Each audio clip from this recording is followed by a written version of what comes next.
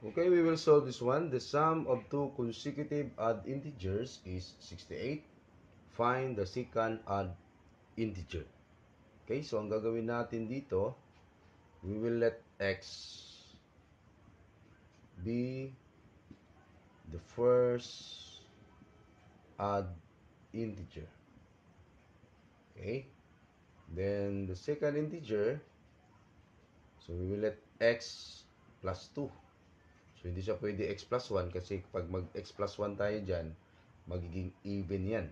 So, add yung hinahanap natin, di ba? Okay? So, B, the second.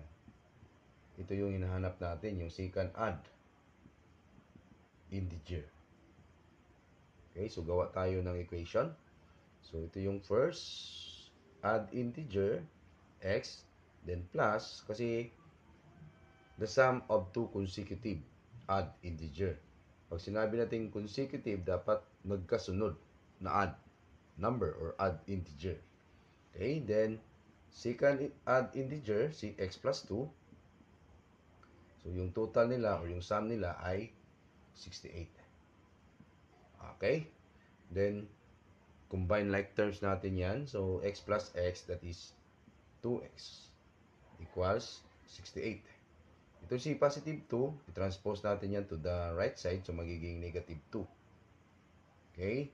Then 2x equals 68 minus 2 is 66. Then, we have to divide both sides. Okay? I-divide natin yan both sides by 2.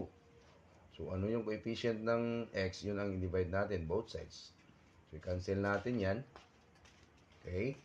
Then, ang naiwan dito, x na lang. So, equals 66 divided by 2 is 33. So, ito yung first odd integer. So, hanapin natin yung second. So, yung second, di ba, x plus 2 yan? Tulong natin ha. X plus 2.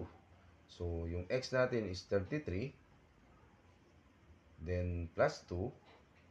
So, therefore, yung second odd integer is 35. 33 plus 2. So, the correct answer is letter B.